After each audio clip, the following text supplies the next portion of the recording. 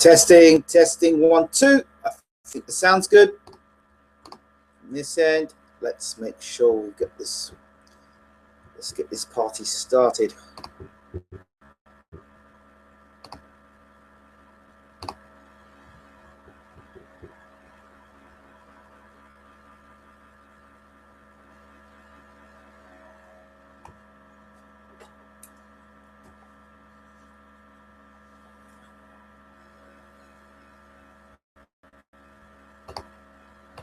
Let's wait for this to catch up. And we're good to go. Why are you swirling?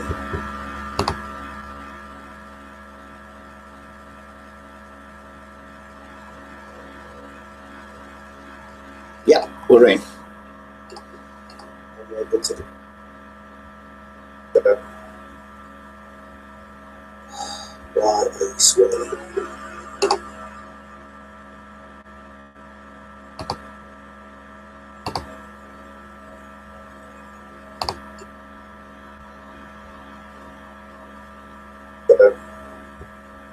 Just fixing the quality here. Let's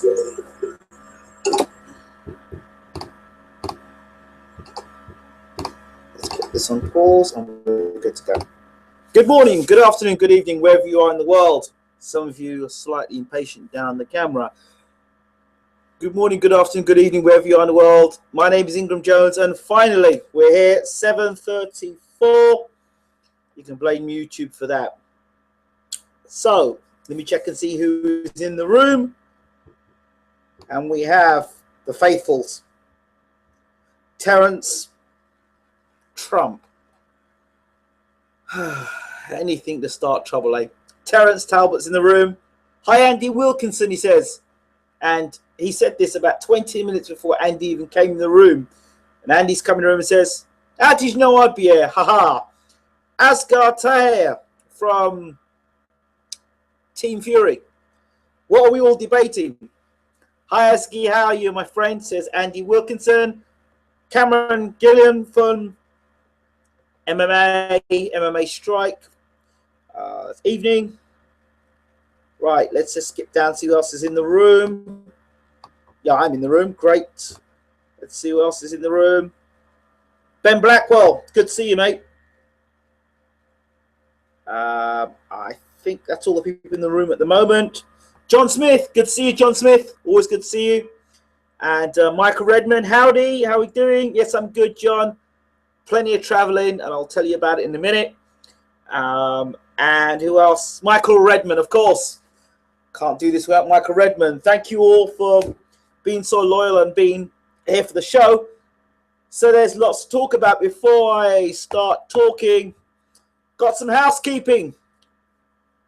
Recent times I've been getting lots of inbox messages and emails and comments about the show, comments about various interviews, formats.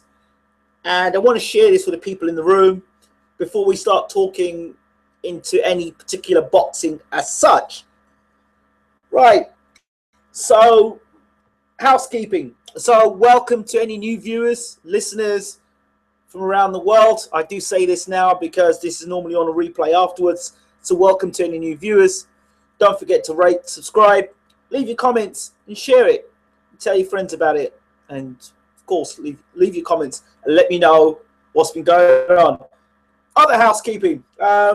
Cameron has been messaging me for the last week. When are you going to do your next show? Well, I'm here now. I've been doing a few things here and there, and I'll reveal some of those things to you in a moment. Housekeeping again.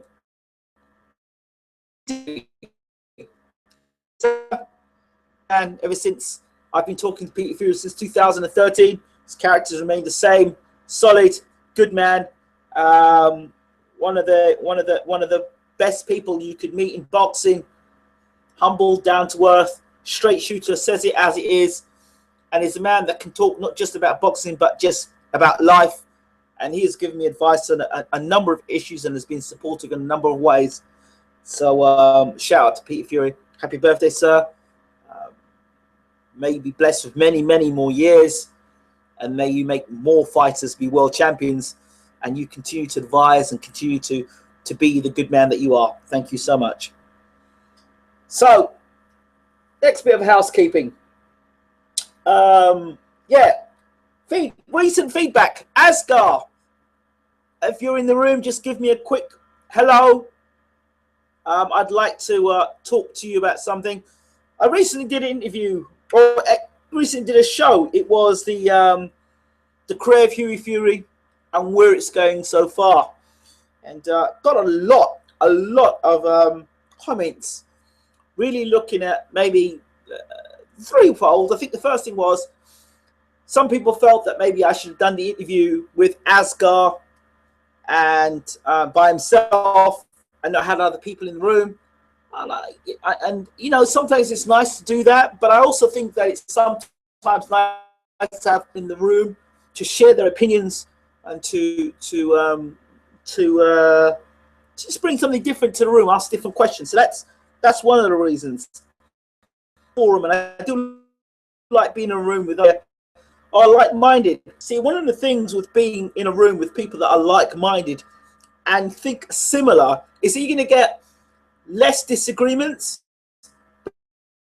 But if you've got to disagree for disagreement's sake and want to kick off and argue and fight, there's so much of that happening across the YouTube universe. I'm not going to call it community, I'm going to call it universe now. The YouTube universe has become a point where it's channel versus channel. If you don't like Gennady Golovkin, then you don't know anything about boxing. Or if you like Floyd Mayweather, then you again, you don't know anything about boxing. Or, you know, I'll slag you off because of this or that or the other. And I've made it quite clear that Bayloric TV is not about that. I'm not going to go down the roads of that. The other thing that was suggested is that there's too many people agreeable on my show, which, again, I do take a bit of, I say, well, that's not quite true. Because, again, you can disagree, but disagree doesn't mean you have to be disrespectful. And I do have to mention this because it's important. And if you think about it now, with the amount of boxing pods, boxing shows, boxing, every other Twitter page is on, somebody's doing boxing. You don't know who's what anymore, whether somebody actually is a boxing journalist or somebody is just there taking photographs or somebody just asking two questions to a fighter, or you don't know anymore unless you get people and you get them talking, open them up. You don't know. So I don't see any point of me going down a road of trying to make my shows more controversial for the sake of controversial. There are controversial characters that have been on the show, and there have been controversial characters that I've interviewed, and there have been controversial topics that I've discussed, and there have been heated debates, many heated debates, but they've not been disrespectful. And when we go along the lines of disrespectful and racism, that sort of stuff is not necessary, and I'm not going to do that for extra views or because that brings a crowd of people not interested in. I'd rather have 20 people regularly tuning in to listen and know there's a place where they can voice their opinion without being destroyed. You know, we might not have 50,000 subscribers and, you know, have to do all that stuff, but at least we've got people in the room boxing most of the time. And usually I do realize, and I think a lot of you will understand and appreciate the fact that when we have live shows after big events, taken there where they've been, or example, they come in and they talk a lot of stuff that don't make any sense, which is going to lead me right into my next point. So let's see what people are saying in the room. Cameron says, wish Peter birthday wishes. Good man, deserves respect. Absolutely, man's always deserves respect. And you know, we don't give. I don't think in this world, in this boxing world, that we give good people enough respect. You know, Mike Redmond says people are too pretentious. What's the point in debating if people just agree? That's true. I do agree with that. But there's a point to debate, let's debate. But if there's no point to debate, for example, if a guy got knocked out clean, and we all saw the guy got knocked out clean, and it was a fair stopper, he was knocked out and there's no way he could get up, we all saw that, there's nothing to debate. Or if a guy's got a record of 25-0, we don't debate the fact he's got a 25-0 record. We can debate the quality of the fighters that he's faced. That's up for debate. But there's some things you just no need to debate on, and that's where I'm at with that. Andy Wilkinson says, no point in any of the pointless drama on pods. We come here for a decent boxing chat. Michael Redburn says, bollocks and pretentiousness and people with weak minds. Michael's and Cameron comes in and says, there are too many pods who aren't really boxing shows. Interesting. Andy Wilkinson says, think most of us that come here are knowledgeable boxing fans, which is true. And Michael Redburn says, I would hope so. Andy Wilkinson says, agreed, Cam. They're just looking for hits to be famous. Ingram is the only show I listen to now. Thank you very much. I appreciate that. And as you said that, my views gone down by 2. Obviously, I'm not talking anything that's exciting, but it's okay because that's not what we're here about. I'm gonna go through things a second, and then I'm gonna push on. Interestingly, across the Twitter universe, just kind of, it's like Twitter's almost like you're walking along a high street, and then you walk past and you go, I know that guy. Let me just, and you pop in and you just listen to a conversation. You watch a conversation, you go, what are they talking about? And that conversation was about David Haye and Eddie Chambers. And this one Twitter follower saying, oh, David Haye would smash you up in a round.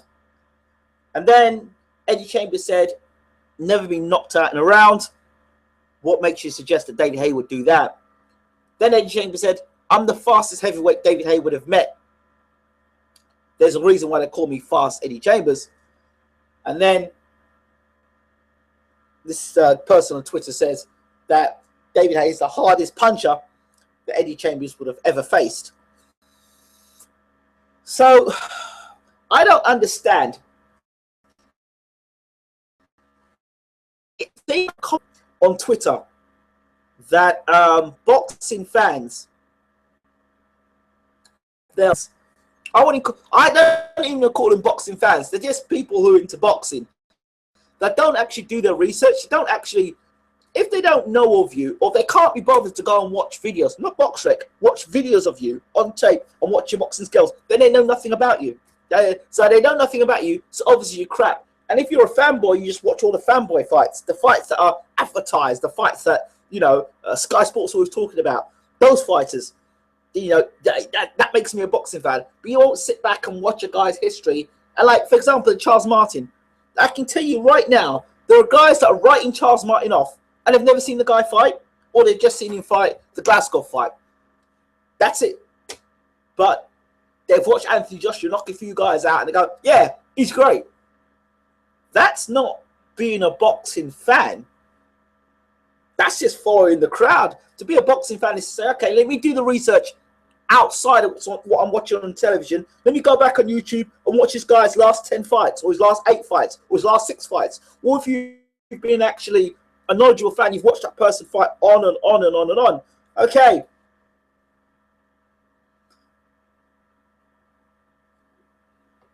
Mike Revens says, always a point to debate. One thing opens up another point of view.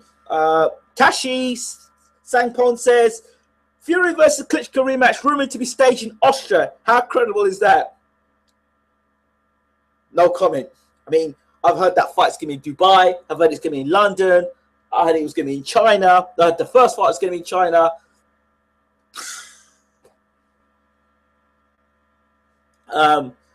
Cameron says, right now, they always have, end of the day, you choose who you follow, easy avoidable. Mike Redburn says, I've been too busy for Twitter and social media this week. Got too much on. Like bus is my life. Can't be bothered with Twitter, to be honest. I'll always retweet your posts, Ingram. Don't worry. Just be there for the foreseeable future.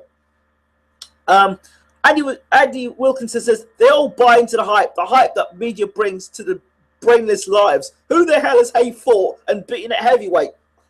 That's a debate in itself. Now, Andy Wilkins says, and then they talk shit about Chambers. It's madness. Wayne Lovett says, Hay won't take Chambers. Too dangerous. No reward for Hay. He's a good businessman. Tachi Songo says, I once pointed Hugh will smash Hay. Next thing I know, I was blocked from Twitter. Is Haymaker the biggest blocker on Twitter? Andy Wilkins says, Hay's only a businessman. John Smith says, who you got for Wilder Povetkin now that the fight's in Russia? I got 50-50. We'll talk about that in a minute. I still want to hold on this point with David Hay and Eddie Chambers. I think because Chambers is not a vocal man, we haven't seen him fight recently, some people tend to forget the skills that Eddie Chambers got.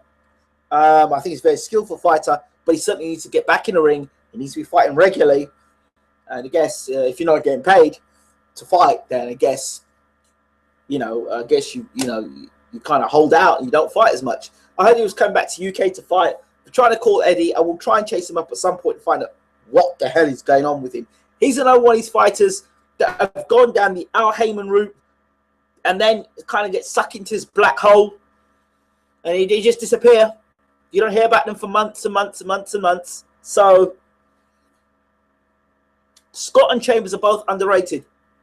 And CPEFC8 says, Hay will fight Malik Scott. Well, I did say, I predicted two fighters that I thought that David Hay would fight, Shannon Briggs and Malik Scott. I don't think he should fight Malik Scott, of a personal opinion, because he proves that nothing. I mean, he fell over, well, got knocked over by Wilder, he got dropped by Chisora, he got dropped by Tony Thompson, and you only think, well, as soon as David hits him, it's all over.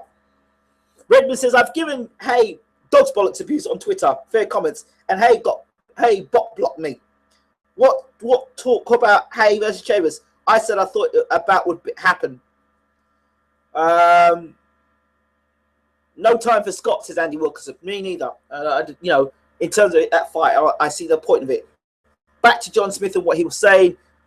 While the Scott was staged, I don't care, LOL. I would have to agree with you there, John. I heard vicious rumours that John Wilder and Scott were sparring and staging the whole thing. I'll tell you one fight that won't be staged is Wilder versus Povetkin.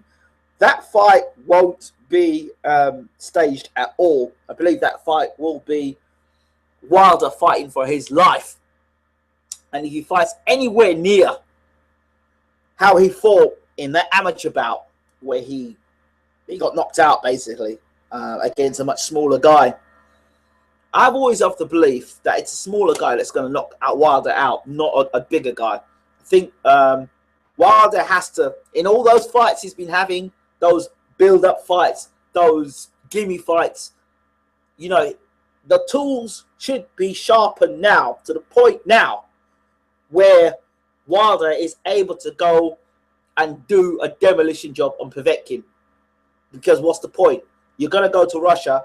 The only way Wilder wins this fight is by knockout. And, I don't believe Wilder comes out of Russia on a points victory over Povetkin. Absolutely no way. I don't see Wilder getting out of Russia with the world title. That's my personal opinion. I don't. The WBC belt, the green belt, no, I don't see it happening. I don't see it happening. I didn't see Perez coming out of Russia with that win.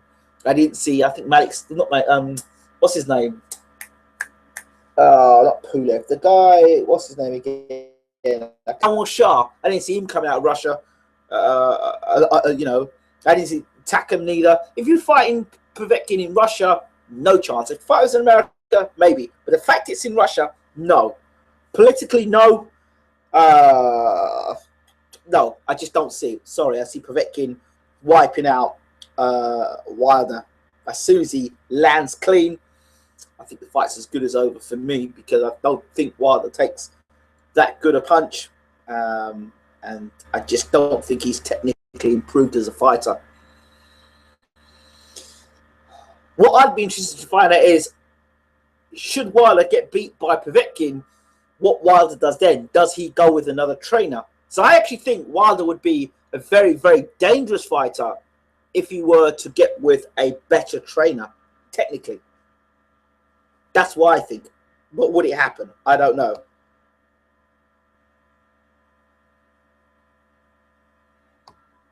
John Smith says that they were Wilder and Scott were best friends outside the ring. CPEFCA. I wonder if that's Andre. He says, I don't think he should fight Scott either. Did you see the Wilder knock down the punch and it barely landed? I know. So I don't see it. Everyone has to agree it was a complete BS fight. Wilder versus Scott. Jenna didn't want to roll my piece because I said Scott took a dive. I stand by it. Well, I spoke to Scott straight after the fight with Chisora, literally in his dress in his hotel room, and I went into him there and said that knockdown looked very questionable. And then I went into him again after the Wilder fight, and I haven't really spoken with Malik Scott since that fight. And I mean, I'd say I was pretty tight with Malik Scott. You know, we talked for hours, but that fight, don't know, it just hit a nerve. You know, it hit a nerve. The way he put the bag over his head before the fight. You remember that paper bag? Don't get your popcorn. The fight will be over in a blink. And it's like, you know, it just seemed to me that he was just there to just, I don't know. And then the Chisora fight just disappointed me, really disappointed me. But there you go. Andre says, yes, disgrace to boxing. Didn't even bother to make it look believable. Stevie Wonder could see he took a dive. Speaks volumes, Redmond. John Smith says there's been an agenda to make Povetkin to be a champion. I would totally agree with you, because if you go back, it's funny how it's like a circle. It's circle coming back. There was an agenda for Wilder to become the heavyweight champion of the world. And I was saying to Steven's camp, listen, there's an agenda for this man to become world heavyweight champion. Believe it. And I know they did very little promotion for the champion, Stevern champion, from what I saw behind the scenes. And I said, listen, they're going to do something in this fight with you. Stevern comes in the fight dehydrated. No way was that the Stevern that I knew or anybody else has seen fight. So the titles wrestled off of Stevern. Now Povetkin, there's been an agenda for Povetkin to become world champion. And out of all the champions at the moment, they may say that Martin's the most vulnerable champion. I think the most vulnerable champion is Deontay Wilder. As Bermain Stevern recently said, the fun is over. This is the serious stuff now. And there is an agenda for Povetkin to be world champion. Definitely. Duncan says, who would Povetkin defend against first? I guess the number one contender. I'd guess Bermain Stevern. Put that down. Put that in your back pocket. Bermain Stevern, Povetkin. Should Wilder beat... should Wilder get beat, Stevern, he'll defend against Povetkin Stevern. I think that fight will happen. Let's see what people are saying. John Smith says, Wilder would get beat by Povetkin, then challenge for the IBF. He laughs out. Michael Edmonds says, looking forward to Wilder getting flattened, even though I like him as a man. All that daft Yanks are getting tiresome. Wayne Lovett says, Wilder won't last 8 rounds against Povetkin. It is CP, my initials, EFC, Everton, FC, and an A just because CP, EFC was already in use. Okay, cool. So it's not Andre. Cool. Okay. Michael Redmond says, don't know about Scott versus Dell. Scott missed time count for me. Didn't look good though. Yeah, he did say in a post-fight interview, said because he saw when his mentor was Lennox Lewis, and he saw Lennox Lewis get knocked out by Oliver McCall because he got up too quickly. He didn't want to do that. So he said if he ever got knocked down like that, he would take as long on the count as possible. And his argument was, It was to the count of 10, not the count of 9. So that was Scott's argument. And that one I felt okay about. Okay, fine. Maybe he misjudged the count. But the Wilder one, even if Wilder wins, I hope the Russian mafia kidnap the fight his days out of Siberia. Says Michael. Says Andy Wilkinson. Michael River says they will pay his team to spike his food. Well, anything's possible, to be honest. Cameron says Wilder certainly has several things to beat Povetkin, but not right now, isn't seasoned enough at this point in time. I say 70-30 in Povetkin's favour. See, the thing for me is Wilder a world-class puncher? Because you got to ask yourself the question. He was hitting Svilka with his biggest shots, long shots, big right hands, and Svilka was able to walk through them. Molina was able to walk through them. Duhaupas was able to walk through them. And it was only in the later rounds, that Wilder got the breakthrough. So Povetkin's got a decent chin, but he was dropped a few times by Klitschko. John Smith says, I think a Wilder was their great American hope, but he hasn't performed well, and the public don't know him. So that's why they want nets dropping in and out. Ingram, only slightly though. Okay, let me come a little close and see if that helps. I just hope he gets beat so we don't have to hear Bomb Squad at the weigh-in in Russia. Wilder will scream Bomb Squad to the Russian crowd and they will say something you to him. LOL. Yeah, we'll probably will say something around the F word to Wilder. Yes. So okay. So Wilder Povetkin. Let's talk a little bit more about this, Mr. David Haye. And Bomb Squad. Yes. Probably Bomb Squad. Yes. Let's talk about David Haye's recent comments about Lucas Brown. Lucas Brown. David Haye says, he's been in negotiations with Lucas Brown's team. Says this, says that's going to happen, says the other's going to happen.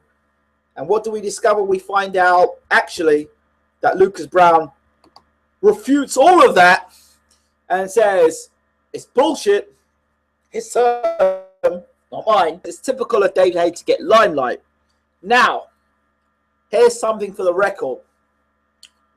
There was a lot of talk about David Haye at one point fighting Bermane Stiverne when Bermane Stiverne was the WBC champion as his first defense. Now, I met Bermane Stiverne in London. I messaged him and Groves 2 weigh-in, and Bermane was over. And myself and Bermane were talking, and we did the interview. And I said, by the way, Bermane, if you look over there, that guy there, that's David Haye. Bermane and David Haye, Bermane walked across and spoke to David Haye. But it seemed all the time that, according to Bermane Stiverne, that it was all talk. That they never actually spoke, never met David Haye. So, there you go. Michael Redman, Tashi, how do you rate Porter's Facebook show? Didn't watch it, and I've meant to spoke to Sean since last week, but I will talk to him this week. And probably it's a good thing I speak to him this week because then I can watch the show, watch his fight, and then kind of reconnect and talk to him there. John Smith, one of his best wins is Duhaupas. This guy lost to Pianetta, same guy who got spot by the corpse of Shagayev in one round not too long ago. Wilder doesn't go one round of Conor McGregor. Right. Well, Andy Wilkinson says, isn't it funny how Haye's name keeps being put in possible fights, yet he has never fought and beaten a decent heavyweight? Wayne Lovett says, that's Andy Wilkinson. Wayne Lovett says, Lucas Brown wants to get as much money as he can. Life-changing money. He's 36. Brown, in my opinion, lost to Rudenko, who Fury beat comfortably. Michael Redman says, Wilder chokes him out with one arm. Small man syndrome, says Michael Redman. Duncan, David Haye can't help himself. Jess loves talking rubbish. Haye said Fury would pull out of blood fight. I messaged I messaged home on Twitter, why would say that and block me? Andy Wilkinson, that's what Duncan said. Andy Wilkinson says, the guy uses people's names. John Smith says, a cruiserweight dropped to Happus, but Wilder didn't drop him. Ah, look at that, says John Smith. See, David Hay, we have to go back to him. He does talk an awful lot of rubbish. He really does. He said about Mark Demore that no one's ever dominated the Dominator. But actually, he got sparked around by a guy called, I couldn't remember again. He got knocked up by, was it trapped up? Digger. He got chinned around by a guy called Digger. But David Hayes said he'd never been dominated by anyone before. No one's ever done anything to Mark Demore. PA's record clearly said that. He says, I was the undisputed cruiserweight champion of the world. No, he wasn't, because there was an IBF champion, which was Steve Cunningham. So he wasn't the undisputed cruiserweight champion of the world. So you lie both-facedly in people's faces. You said, David Hay, that Tyson Fury would get destroyed against Klitschko. Then you said, he said a lot of things. Did he make? He's made a few predictions recently that's gone horribly wrong. So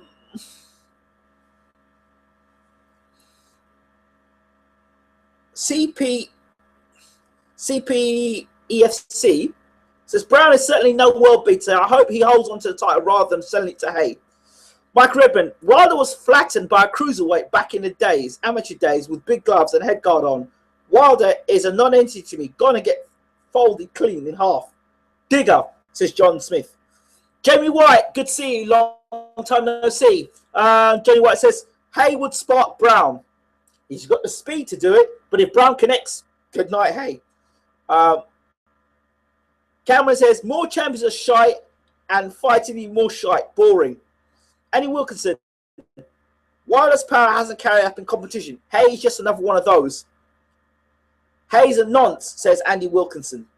Duncan says, if Brown took Hay into later rounds, President Hay could take his power. Would be. John Smith says, Hay is smoking mirrors. Hay, Fury, Kovalev, GGG are the real champions.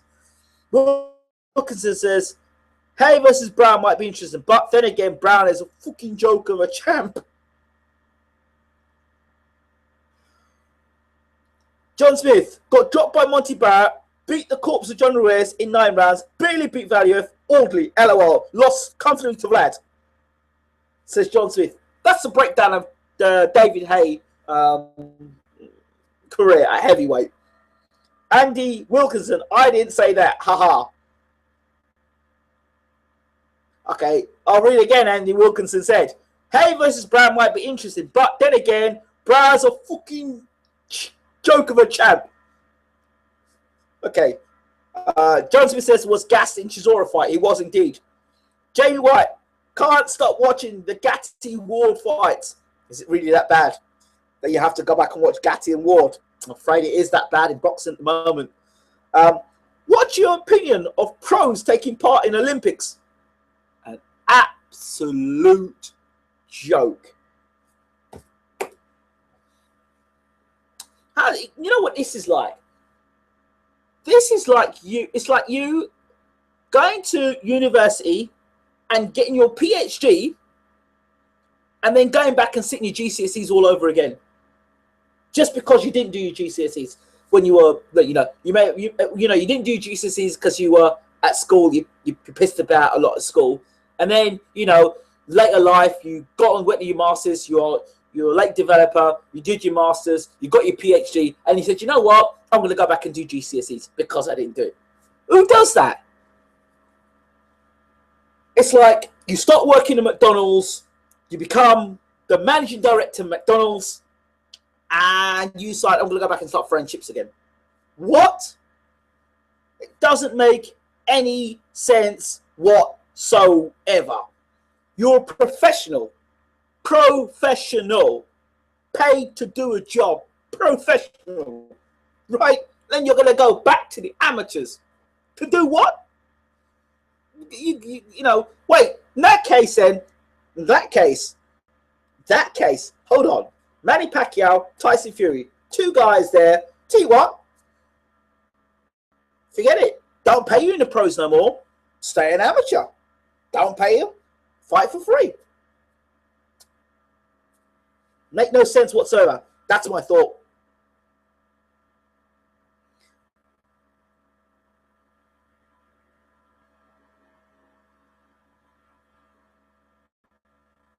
Brown nearly lost to a pregnant Audie lookalike before his last fight.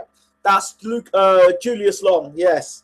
Red Micro says, boxing's always been that way. Don't like it. Get the F out of here instead of just supporting gravy trains. Andy Walker said, no, I didn't call him a nonce, is what I didn't say, although he is. Kyle D says, what's up, peeps? Hope all is good. Good to see you there. Andy Wilkinson says, this professional fighting in the Olympics is just not fair. It will ruin the lives and development of up. I totally agree with you. I totally agree with you. I totally agree with you. You heard my explanation of what I think about it. Johnson said, did you see Margarita come back? No. No, I didn't. Didn't watch it. And while I'm at it, in that same breath, I'm going to say, I didn't watch Terry Flanagan versus Derry Matthews because I don't rate Derry Matthews. I think he's kind of journeyman fighter. Don't rate him. And I don't. And Terry Flanagan, if he's any good, he's got to beat Derry Matthews. Simple as that. And he beat Derry Matthews, and that was that. So, what? Who you got for Martin versus Joshua? I said I've got Charles Martin. I heard Martin has barely lost rounds in sparring. I think it's going to be a vicious fight. It's a vicious fight. I think it's going to be a fight of heart. And if you're going to go heart, I'm going to go with Charles Martin. What does that mean? Pros can enter all amateur competition or why just the Olympics? I don't know, Duncan, but I think it's stupid. Stupid. Waste of time. Absolute waste of time. And I don't know why the Olympics have done such a stupid thing. Don't know. Don't understand it. That's like the pinnacle of an amateur's career. Pinnacle is the Olympics.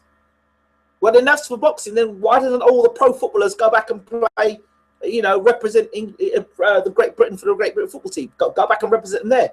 That was stupid. Barrera versus Ward. Who you got? I got Ward. Andre Ward. Definitely got Andre Ward. Definitely got Andre Ward. Yeah, there's another thing that's peeing me off at the moment. How can you have Gennady Golovkin as your pound-for-pound number one? I don't get it. Sorry. Now we're going to kick off. Now I'm going to kick off now, and we'll get people in this room. How can you have Gennady Golovkin as pound-for-pound number one in the world? Don't get it. I heard of Sergey Kovalev. I heard of Timothy Bradley. I heard of Manny Pacquiao. I heard of Canelo. I don't see how Gennady Golovkin number one as pound for pound. He hasn't even been in a fight that a 50-50 fight. I don't get it. Oh, I don't get it. I don't get it. I don't get it. Somebody help me out here. Johnson says, I would love to see Kovalev Ward. I would too.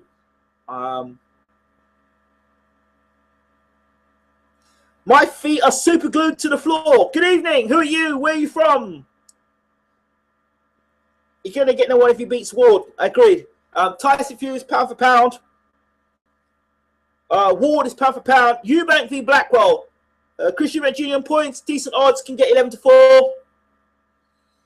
No right to be near pound for pound. GGG nowhere near. I agree. What do you think of Pulev? Is he still top 5 heavyweight? You think maybe he looked bad against Vlad because of Canvas Gate? Absolutely, I agree. GG needs a major fight. He hasn't had to deal with a crisis once, says Duncan. Cardi was talking about Eubank Jr. Laughed my head off at Pulev being a top 5 heavyweight.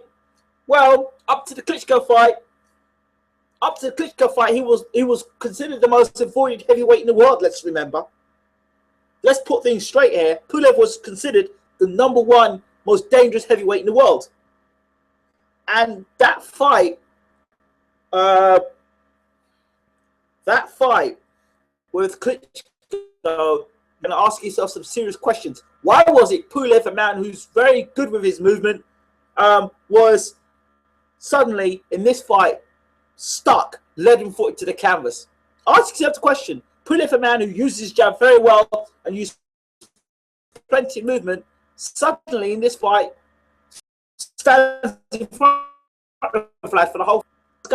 With the Fury fight, you look at the canvas, it was spongy as hell and dangerous.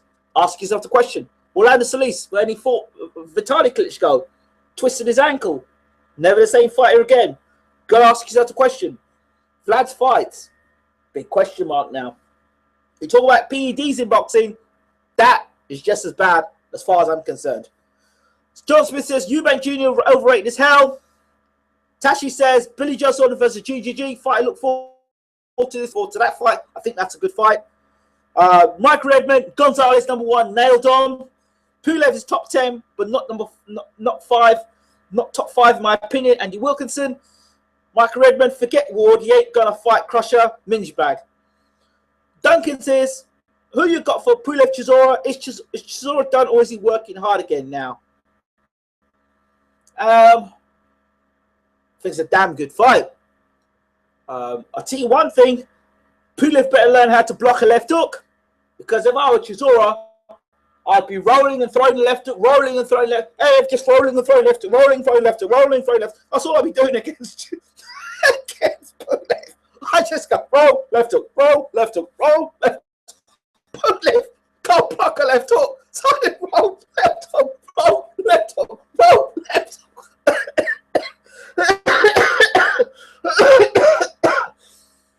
Oh, funny.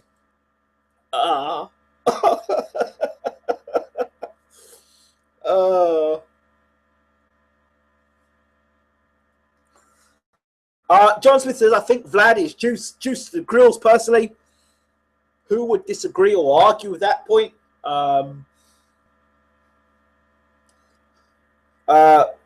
Cameron says, Ward hasn't moved up to just fight shit. Ward Kovalev is pretty much on. I think so too. I also think, I know Sanchez, Abel Sanchez said that he's not using the Barrera fight to scout out Andre Ward. You're right. I think he's a perfect scout out for against Andre Ward for Gennady Golovkin. I mean, come on. Andre Ward, Gennady Golovkin is trained by Abel Sanchez, and Barrera is trained by Abel Sanchez. Go figure. Johnson says, I think Povetkin was juiced to the gills too in the Vlad fight. Both of them juiced to bits. Ward won't fight Crusher. He's a pussy. I don't know about that. You find if a man's if you're gonna call a man a pussy, I really think that you got to remember what Andre Ward is and what he's achieved. He fought in the Super 6 when nobody gave him a chance in hell. Nobody knew who Andre Ward was. And Andre Ward beat the best fighters in the super middleweight. He cleaned out the super middleweight division. Can't really call him that. I think Andre Ward deserves a bit more respect than that. I don't think, Andre Ward is his own man, I think, to a point. But he signed with, what's his name, Jay-Z. And you don't know negotiations and how that's all working out. You really don't know what negotiations tied to what. So I think people need to give Andre Ward a bit of slack. I really think they do. I think he's a quality fighter. Deserves a little bit more respect. I think Ward's a great fighter. Let's separate the negotiations from the actual fighter. And I think Andre Ward's a great fighter. Great fighter. Ward has fantastic boxing skills in and outside the ring. I would like him to take over Kovalev. I think it'd be a great fight, him and Kovalev. Thing is, what a lot of boxing fans see, Andre Ward can make this fight very easy against Kovalev. Because if you look at Kovalev, there's two things Kovalev, people don't see Kovalev like Gennady Golovkin. They don't see Kovalev go on to the back foot, and they don't see a man on Kovalev's chest. It's two fighters that you don't see fighters on their chest. Kovalev and Gennady Golovkin. Have you ever seen Kovalev on the back foot, on the ropes, and somebody inside inside of his reach. You don't see it. Both of these guys, Gennady Golovkin and Kovalev, have been guys who keep you at the end. That's because they're good fighters, but they're not foot guys skilled enough to get on the inside of them. Now, Carl Froch is a perfect example of a fighter that is very fantastic, you know, doing what he does. But Andre Ward neutralized that by getting on the inside, staying on Carl Froch's chest, and bullying him back to the ropes. And if you go back and read my my blog, when I was blogging then, I did a blog on Andre Ward versus Carl Froch, and I said that Ward would beat Froch relatively easy. Got on the inside and bullied Froch around the ring. Andre Ward's a strong. Get this right, he's very strong. He said Kovalev has beaten two good fighters. Ward's wiped out a division. Come on now. Okay, look at who was in the super middleweight division at the time, Cameron, for the Super 6. At that time, you had Kessler, Arthur Abraham. Now, Kessler was arguably the best super middleweight in the world, you know, because nobody knew about Andre Ward winning it in the tournament. Carl Froch, there was Kessler, there was Froch. Who else did he fight? Sakio Bika. Who else was in that tournament? Jermaine Taylor. Who else? Glenn Johnson. You had the best of the super middleweight. Super middleweights there. Alan Green. So you had the best. That was a very good division. And the Super 6 was 6 of the best in the world. And you had Andre Durrell in there as well.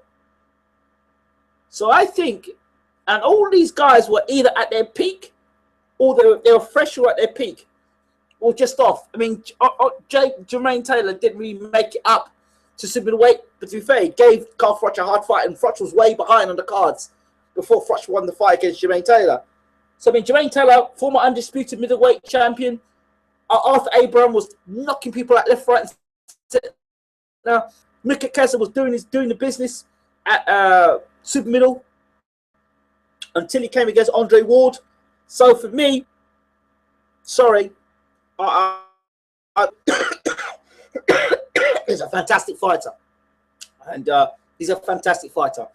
And until proven differently in the ring, he's a fantastic fighter. Andy Wilkinson kind of lost a lot of respect for Ward. He's saying, I'm kind of typing this a lot. Could be down to the promotion stuff. It is. The outfit he's got, outfit that Andre Ward's got. I mean, if Andre Ward with somebody like, let's say Andre Ward with somebody like Eddie Hearn, or it was with Eddie Hearn or Frank Warren, you know, maybe what's his name? Oscar De La Hoya, maybe. He was with one of those promoters, and well known. Maybe we would get a different Andre Ward. I've always said Andre Ward stink. Always said it. They don't know how to promote Andre Ward. Andre Ward should be a brand, like Mayweather. He should be a brand. He needs a complete makeover. That's what's hurting Andre Ward.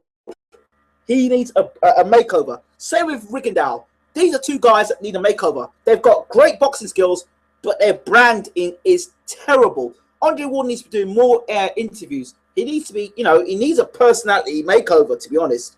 You know, people need to see more of Andre Ward so they can get into the guy.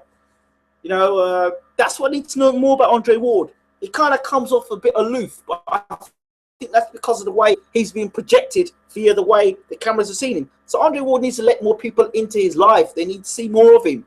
It's this distance, and that's the thing that's peeing a lot of fans off.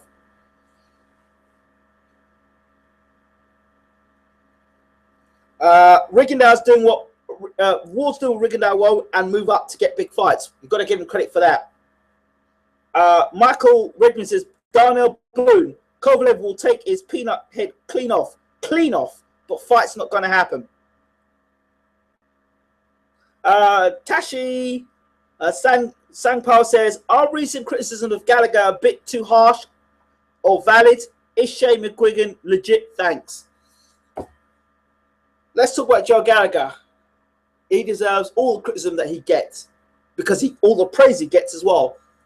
He was behind the 8 ball for about round 2, You should have said, listen, you've got to start throwing more punches, my friend, or else you're going to lose the fight. And Gallagher was saying he had to go the Sky Sports commentators. Are you a boxing trainer? What are you paid to do? So, yeah, is Shane McGuigan legit? Well, you don't know, do you? You've got David Hay, you've got George Groves, and you've got Carl Frampton. All three names are pretty established names. You know, Carl Frampton was a quality fighter in the amateurs, and he's just moved it on as a pro. So you need to see Shane McGuigan build somebody from scratch, from absolutely nothing, and take him somewhere to really know how legit he is. Duncan says super middleweight up to light heavyweight is not a big jump up in weight. Duncan saying, if you went up to cruiser, could understand the problem with going up, says Duncan. Cameron says, LOL, Kovalev's been dropped several times. Mike Evans says, looking for a bite. Kovalev is calling out Pascal a POS. LOL, check his Twitter. And Darnell Boone dropped Kovalev in the first fight, as well as Ward. Yeah, there you go. Darnell Boone's a damn good fighter. Puncher, indeed. So Darnell Boone's dangerous. I have to have a word with Darnell, actually. He told me to contact him when I'm ready. Kovalev won a split decision against Boone. Kovalev, Cameron says, Kovalev, another fighter being hyped to be murderer. Everyone has a match. Kovalev's a good fighter, though. Like GGG, huh? Yeah, that's why I want to see the Kovalev versus Ward fight, Cameron. Shows us where they all are. Right. That's true, says Andy Wilkinson. I totally agree. I think the fight's got to be made. That's what's hurting boxing. Too many fighters fighting bums or guys that are not competitive. All right. While I'm on this point, let's talk about two subjects.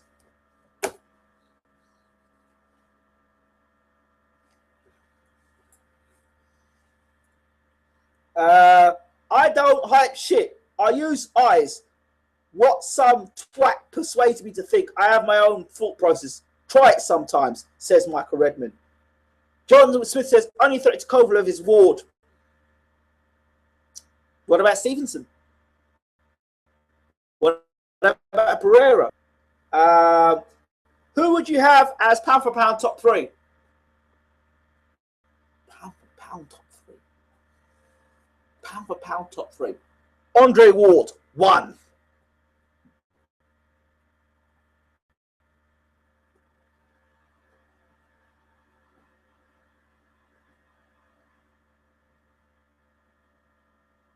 Rigondeaux, 2.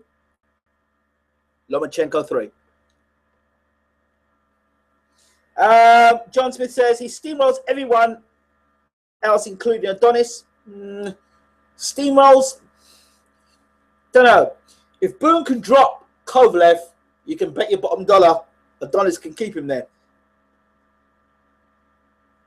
High-end Chase F says this time next year, Ward will be fighting at super middleweight.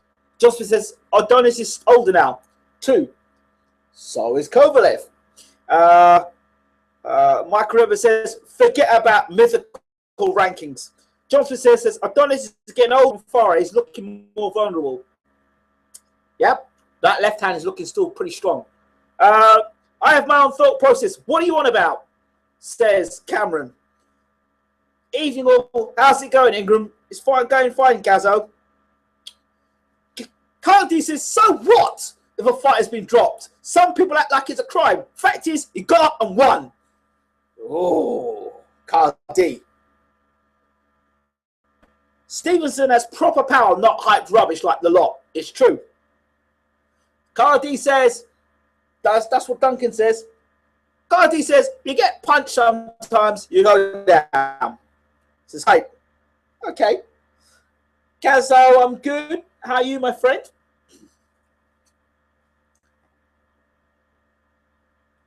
Lomachenko, #1 pound for pound, best fight ever seen.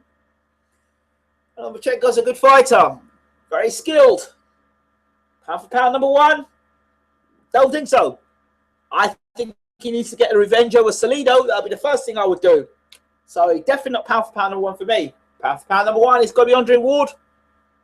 Rigondeaux number 2. Lomachenko number 3.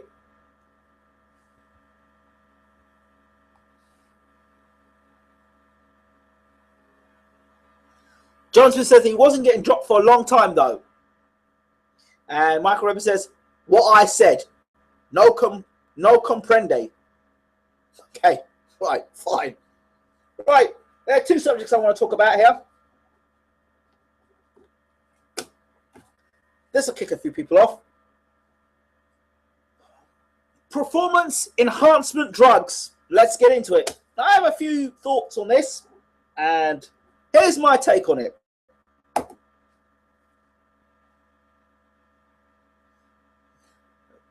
Pound for pound subjective. It's all BS. Who you prefer? Agreed. Now let's talk about PEDs, performance enhancement drugs. Now, what I want to talk to you guys and girls is this. I'm going to pop a couple of my pills here. Advertisement there for M&M's. Right, what I want to talk about is, first of all, I believe every boxer should be on PEDs because I don't believe boxing is clean, because it isn't. I think there are some fighters that are definitely on the substance, but are earning so much money. Let's see, popping the roids on so much money, and are giving so many backhanders to these organizations and judges that I think that there is the elite that can, and the non-elite. I'll say it again. I think in boxing, the elite can use any drug they want, and the non-elite cannot take them. That's my thoughts on that.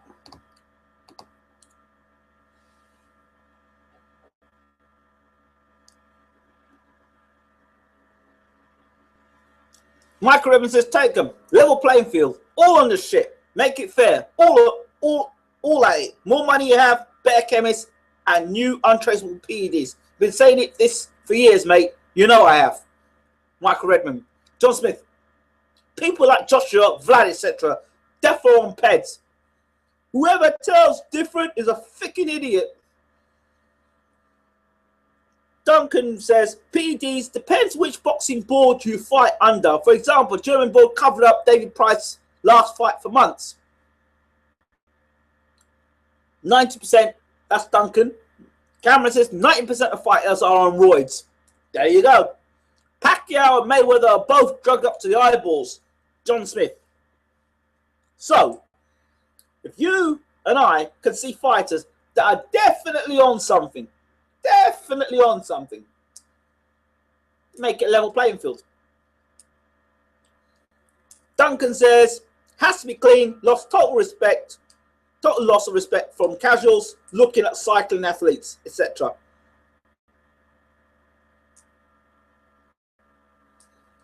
Yeah, has to be clean. And I don't think it's clean. I don't think it ever will be clean. So everybody on drugs, simple as that. Everyone on PEDs. And all that, or what we should do is have a PED league, right? You should have a PED for the PED Championship of the World, right? And you can have a bunch of fighters that are all roided up completely. If I had the money, I'd sponsor the event and get a whole lot of fighters that are PED'd up to the raft on PEDs and let them fight. Hey. Michael Evans says they're all in some shit. Most fights aren't even tested. Fact. Andy Wilkins says it sets a really bad situation to say yes to it all, but as they seem to be incapable of ridding the sport of them, yeah, you make it a fair playing field. Pekadek, hi Bayloric. Haha. PD champ. All right, you tell me a second. Let's have this. Let's have this right. Mark down 5 fighters. Each one of you that are on the show at the moment. Mark down 5 fighters as quick as you can. Type them up. 5 fighters that you think are PED. Don't look at one another's answers. Type of 5 fighters. Let's see the 5 fighters come up. Mike Tyson used to beat drug cases with a whizzer, so anyone else can do it. 5 fighters that you believe or you think are on substances. You can't have 2 different leagues, though. How would it work? You can't make this field fair, so there will never be 2 leagues. That's fantasy league. It's a fantasy league at the moment because somewhere someone actually believes that boxing's fair. Yeah. Pekadeka, how we doing? Good to see you. Love your comments on my YouTube channel. Really love it on the videos. You do ask some real. Here we go. They're coming through now. Wow, here they come. Pekadeka says Amir Khan. Michael Redmond says all of them. John Smith says Joshua, Lad, Mayweather, Pacquiao, Wilder. Terrence says Wilder, Fury, Chambers, Canelo, Ward. What? You think Fury's on PEDs? Interesting. Pekadeka says Klitschko. We all know Floyd was on it. It would be hard to write down who isn't on PEDs, says Cameron. Thank you, Bayloric. Fury, no chance. Look at his body shape. Briggs, Povetkin, Cotto, Bradley, Canelo. Whoa. Well, I'll definitely say Briggs. I would definitely say Briggs. AJ's definitely on PED, says Gazzo. Briggs says Wilkinson. Yes, I would say Briggs. AJ Floyd, Manny, Brook, and Wilder. Woo! Kel Brook. Interesting. Very interesting. PD example. What would you rather see? Usain Bolt run 100 meters at 9.5 seconds or 5 seconds?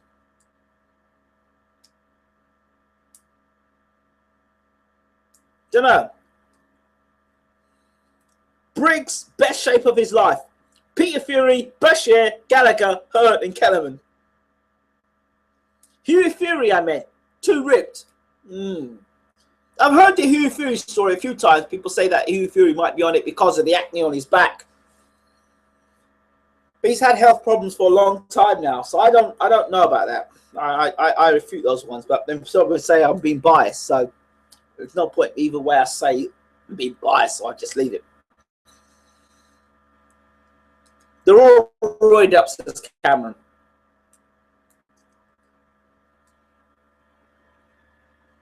Okay, that was it. That was quite interesting there. Tepper is fat and was on roids. Body shape don't mean nothing. Very interesting. Okay. I can promise you who he isn't. Barrera is on roids. Maybe Ward. Nah, I don't think Ward's on roids. Nah, I can't see him. Andre Ward. Nah, I don't know about that. Right.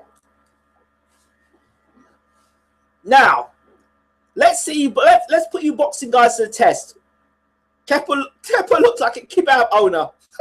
Oh, God. Says John Smith. Put it this way. I'd like to see independent tests from AJ instead of one of Hearn's doctors. Steroids. Breakfast of champions. I think Thurman is. Name ones are Floyd and Manny. Okay. I think Thurman is. Okay. Right. So we've done the PD thing. Right. Now I want to know the best grudge match or the best grudge match you've ever seen. Like really bad-tempered grudge match. The best grudge match you've ever seen. Because I want to go and watch some boxing with some real proper grudge matches. Tell me what's the best grudge match you've seen.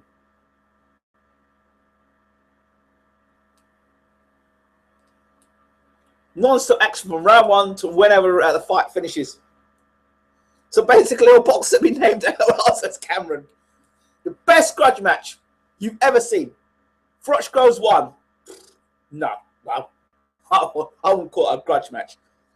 Campbell, Coyle, Ben, Eubank, Ben, yes. You'd have to look at Klitschko's tests for the last 10 years.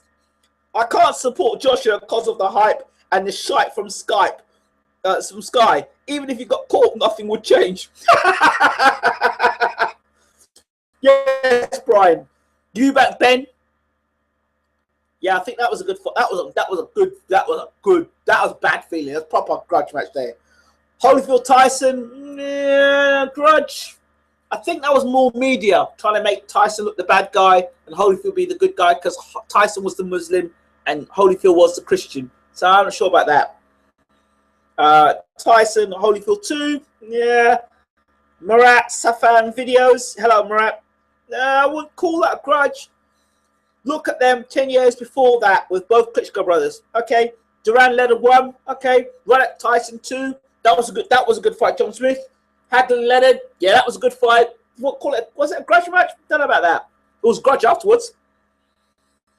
Best grudge match would be Joshua Skelton or Mark Demori. Hey, you sure? Jones versus Tony. They had it after he bit his head off. Yeah. I think one of my favorite grudge matches was Pereira Morales 1. That was a fight. Oh my God. You knew they didn't like one another. Groves to Gale. Yeah, but it was an intense fight. Joshua White. Yes, that's a grudge match. That's definitely a grudge match.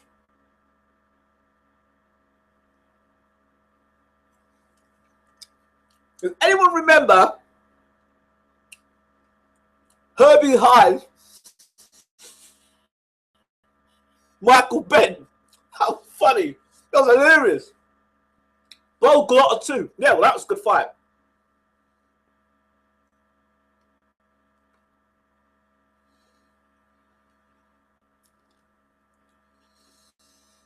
The best thing about Bellew Cleverly was the press conference, the first one, where Bellew called Cleverly a fucking rat. And Cleverly said he'd take Cleverly and Bellew outside the car park. That line was absolutely classic.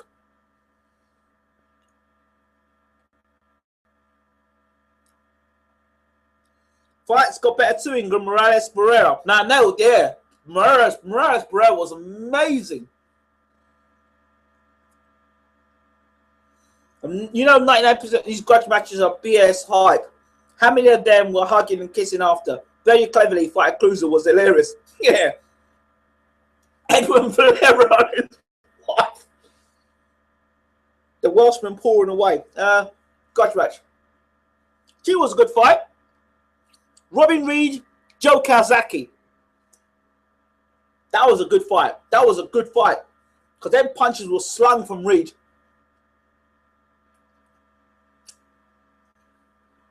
That was a good fight. That was definitely a good fight. There was some grudge there. Anything else?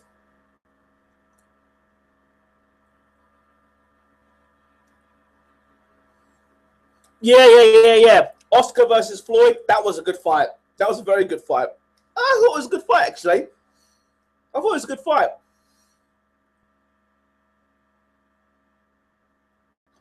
Hopkins versus Trinidad. What about that fight?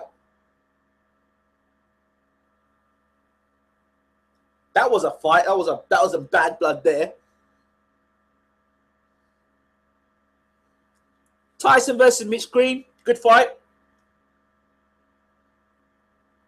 Ben McLennan. Good fight. Wilder and that prostitute who choked out MMA star that stopped Wilder fighting Chisora. Ali versus Frazier, the original grudge match. Yeah, of course. How can you not talk about that? Ali Frazier. Wow. Michael Rivers says, not funny. They're both dead. Fuck's sake.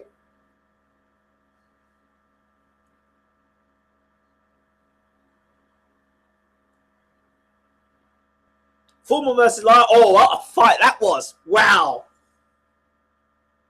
That was a great fight. Foreman versus Lyle. Holmes versus Spinks. What about that? Cooney versus Holmes. That was a good fight. But I think really the Cooney versus Holmes thing, I think that was really that was a political fight. Definitely black versus white. All the arrows and Danny Williams. That was funny. Reed was better than he ever got credit for. Yeah, I thought Roman Reed was a top fighter. Thought he was very top fight. Very good fighter.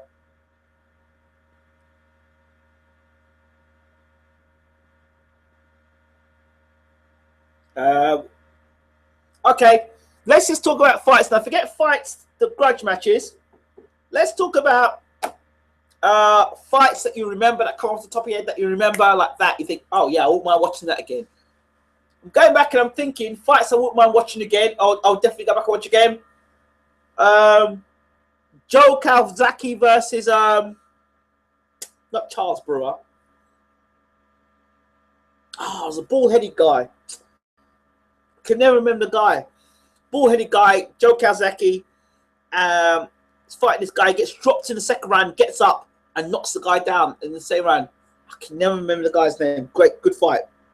Lewis Briggs, that was a good fight. That was actually a grudge match. Lewis Briggs, good fight. Unborn Bum says, gutting, I've already missed half of this. Well, you can watch it on replay. Povetkin Bradley, good fight. Definitely go back and watch that again. I think hilarious fights. Herbie Hyde versus what's his name? Riddick Bowe. That was a very funny fight. I like watching that fight. It's funny. Hyde goes down about 6 or 7 times in a fight. Calzaghe Lacey. Eubank versus Wharton. Remember that fight? Henry Wharton, Chris Eubank. Eubank Ben versus Tommy Wilson. That's a funny fight. I'll tell you what was a fight. Don't get me started that shit, Mike. You've laughed. Don't give me that shit, Mike. You've laughed at worse before on our calls. Calzaghe versus Lacey, just because it showed a masterclass in boxing, yes. Tyson versus Botha, yeah, that was hey, Botha was doing well in that fight until he got caught. Hyde versus Bowe was jokes. I think yeah, you know what fight I liked, it was very funny. Billy Hardy versus Prince Nazim Hamed, where Ian Dutt's commentating. He goes, Hamed's been taunting Billy Hardy this week by referring to him as big ears. And then Hamed walks straight out there and he spots Billy Hardy out in the first round. He talks about Billy Hardy and all he's done in his career. And he's done this, he's done that. Hamed walks out first round, bang, knocks him out. That was funny. Khan versus Maidana. Yeah, I'd watch that fight again. That's funny. I like I'd watch that again. Again, Lennon versus Hearns, best fight ever. See no blood or knockdown, just a fight. Ward Gatti, you've got to mention that, says Redman. Nice American debut against Kevin Kelly. Great fight. That's great. Says Duncan. Andy Wilkinson lose v Klitschko when they stopped it on the BS Cup. Could agree on that. Foreman versus Mora always amuses me. Atlas was excellent in corner for comedy. Indeed he was. Michael Redmond, behave. Don't speak ill of the dead. It's not good, son. John Smith says both was beating Tyson points. I gave him all rounds. I agree there. Cameron says again, I've laughed at worse. Carl versus Garcia, of course. Definitely will go back and watch that fight 1,000 times. Every Nazim fight, what a showman he was indeed. What about Hatton versus Costa-Zoo? That was a good fight. I'd go back and watch that again.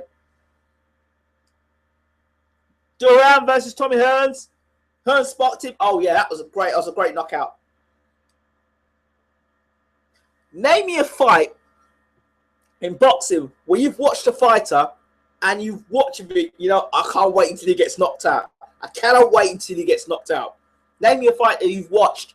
I see one of the fighters that I watched and actually laughed at him getting knocked was actually a fight where it's all gone wrong and you kind of laughed afterwards was Adrian Broner versus Marcus Maidana. I guess that's probably the funniest thing I've seen. Probably one of the funniest things I've seen.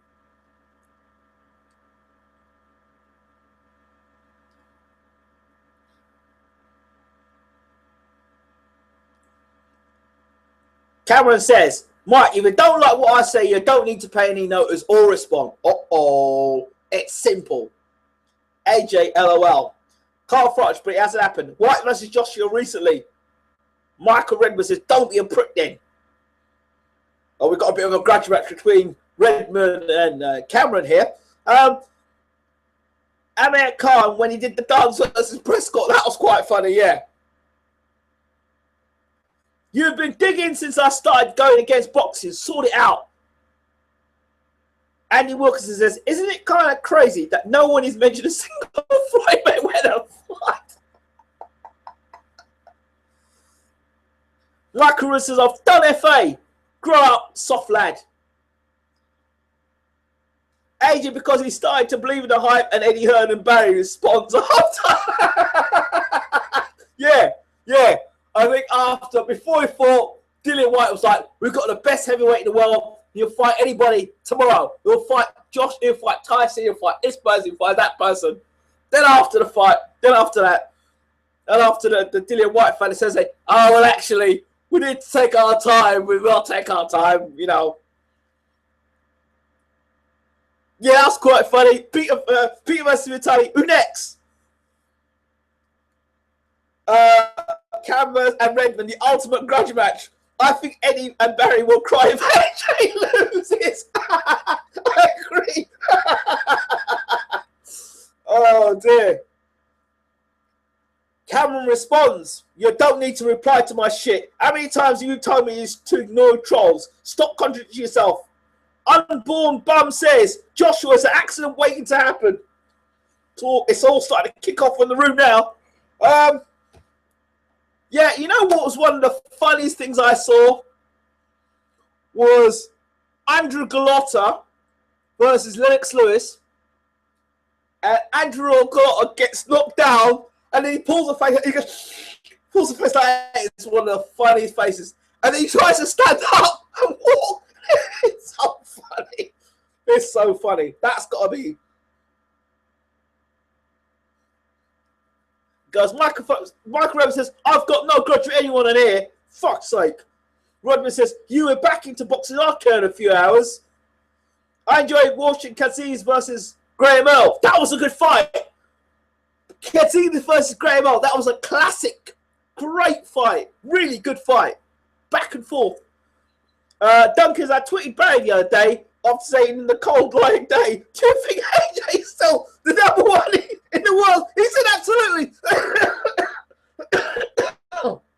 I remember Barry Hearn actually looking after he'd fought, AJ just fought Dillian White. He goes, what you've seen up there tonight is the best heavyweight in the world. Well, I guess that's promotion for you, isn't it? Remember before the White fight, Barry was giving it, all heavyweights will go 3 rounds to AJ, LOL. Watch Galotta versus Brewster. Cameron fires back. That's your opinion, says Cameron. It's getting really interesting in the room here. Very, very interesting in the room. Any other funny fights or fights that you've seen? What's been your best press conferences? I think one of the best press conferences I've seen was Larry Donald with Riddick Bowe. Right, Andy Wilkinson. Cameron and Redmond in my backyard for 50 quid a ticket to fight the #1 podcast, Ingram Jones. To fight the #1 podcast in Ingram Jones on Christmas Day, LOL. LOL, Andy. Fury Chisora, LOL.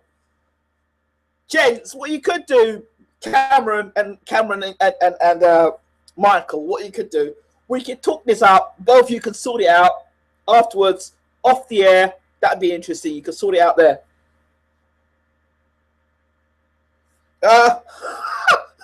Yes, Michael says, I've flattened a lot of yous. 1-by-1, no drama, no fucks given here. Andy Wilkins says Tyson has to own all presses. Tony versus Ruiz. LOL. Andy, I have fun on the internet. If people aren't happy, big fucking deal. I don't know anyone in reality. Tony versus Norman Stone. Love Tyson Fury press conferences. David A was a great one. Yes. True. What else? Other funny press conferences. Danny Williams, Herbie Hyde. Danny, don't talk to me. Danny, don't talk to me. Danny. And when Herbie picks up the chair and tries to throw the chair at Danny Williams, that's quite funny. In fact, Herbie Hyde was quite funny in quite a few of his press conferences. Mayorga is hilarious, yes he is.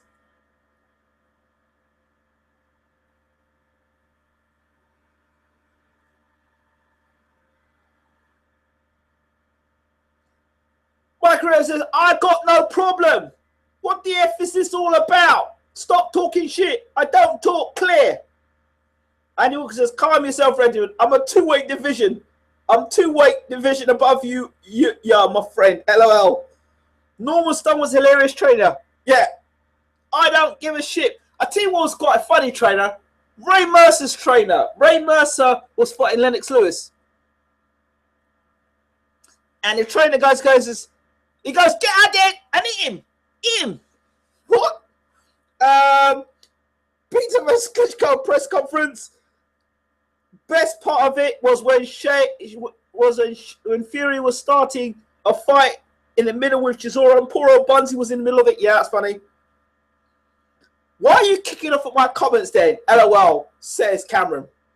Gentlemen, if you've got an issue, we can deal with it via Skype afterwards. Okay? Ricky Hatton, Manchester with Mayweather, press conference live on Sky, Hatton swearing. Yeah, that's quite funny. Anything else?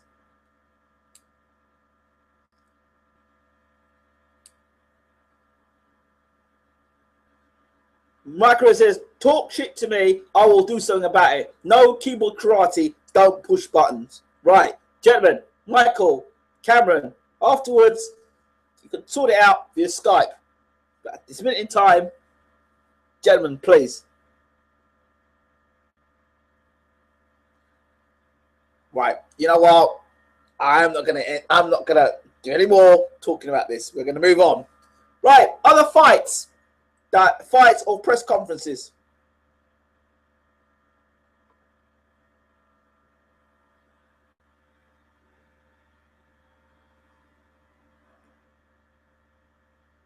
Saying Fury is a big lump too. I think Tyson said he was 6'6" on 25 stone.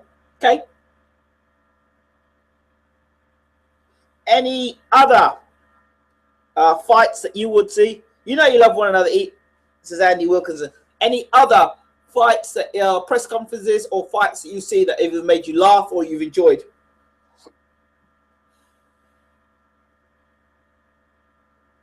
Malinachi, Brona, Ingram, I'm shooting off. Apologies. Tweet me your show after. We'll share. Okay, thank you.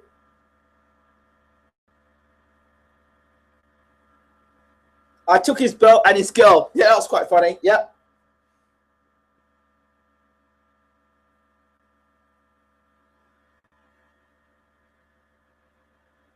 Post-fight. Yeah, that's quite funny. What else?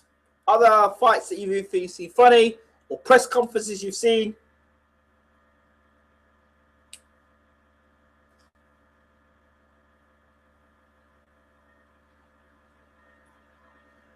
I think quite funny what I saw the other day was Shane McGuigan kind of saying 1-0 when Eddie Hearn was doing a press conference, post-fight interview, actually. That was quite funny.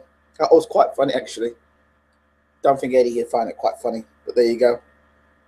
Let me see what else. Yeah, that is probably the funniest thing I've ever heard. That probably was the funniest thing I've heard. When Mike Tyson, they interviewed Mike Tyson after his fight, and asked Mike, what I think it might have been against Etienne. He went, I broke my back. I broke my back. Yeah, I broke my back. You broke your back boxing. You had a full fight and you broke your back. Very, very funny. Yes, that was funny. Larry Holmes versus Burbick, the car fight. Yeah, that was funny. That was so funny. That was funny. What else?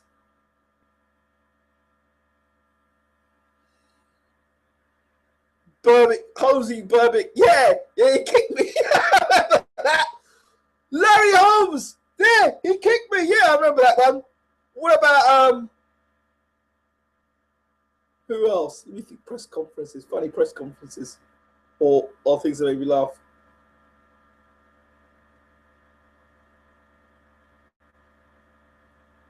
Let me think. What else? Spinal.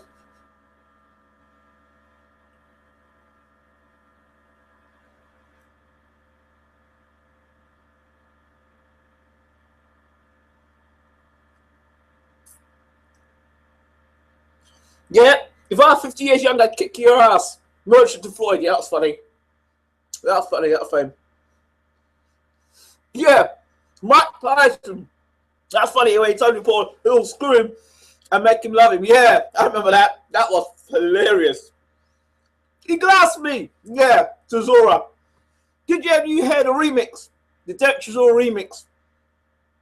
You need to check that out. Castillo Corrales, great fight. Indeed. There's always controversy with that fight because Corrales spat their gum shield out. Was Corrales? Yeah. I swear to God, I'll physically shoot David Hay. That's funny. That's funny. Hooking rap. That's funny as well. I can watch that over and over and over again. I think Dillian White's impersonation of Chisora is better than Chisora. Yeah, that's true. That's true. That's quite funny. That was quite funny. Michael Smith versus Chuck. That's terrible. Talking about shooting, shouting in the camera. I carry power to knock her out a bum.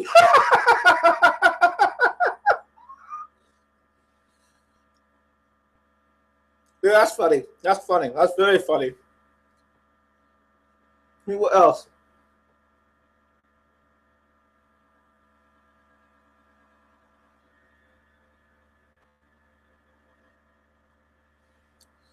Yeah, when Chisora showed he weren't no gangster, he glassed me. David, I'll shoot you. Yeah, that's funny. That's funny. What else?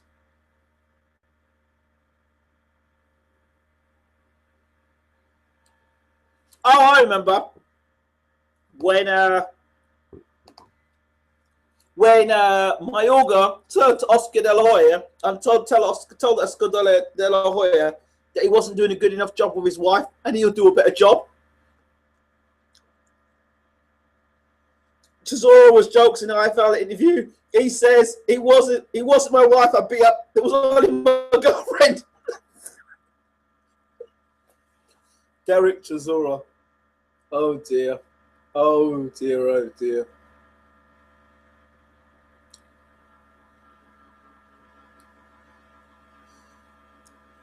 Oh dear.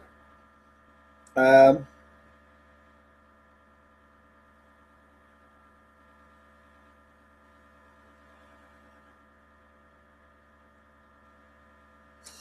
like it when David A. All Harris says, yes, I can. And David A. says, no, you can't. That was quite funny. Tony beefing with Normal Stone and punching him. Yeah, that was quite funny. I think Mayweather Senior versus Guerrero Senior. That's quite funny watching those two at it. Watching those two at it is quite funny, actually. Very, very funny watching those two. Let me think what else.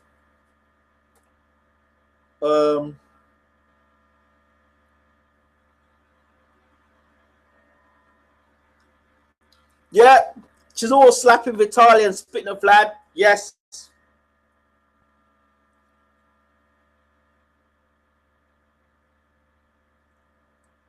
Joe Gallagher compared him to Kronk.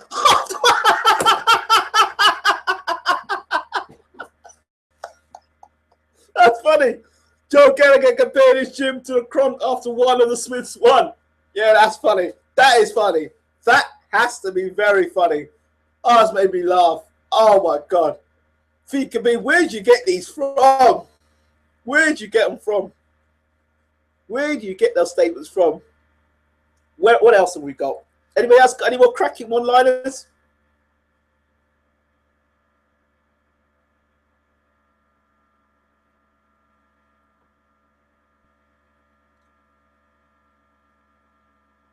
Oh, let me think of a. Yeah. Have you ever heard the post-fight? When Glotter got knocked out by Lewis, his post-fight interview, that was very, very funny indeed.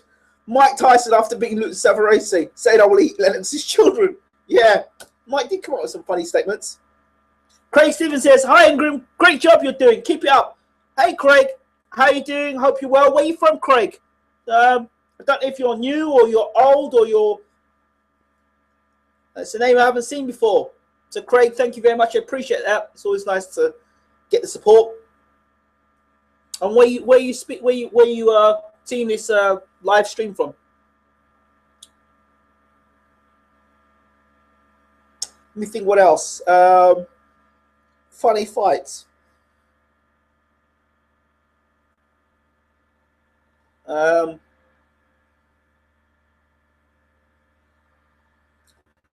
I have to say, non-boxing, Ronda Rousey versus Holly Holm. I think that's funny for a number of reasons.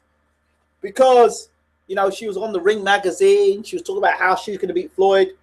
Actually, just Conor McGregor is saying with him. He was saying he was going to beat Floyd. He was going to do this. He was going to do that. He gets his ass kicked in it. Okay, he went up 2 weight divisions. Still went and got his ass kicked. Mike Tyson was mad as a box of frogs. But people, boxing needs people like that. They do. They do need characters like that in boxing. They do need characters like that in boxing.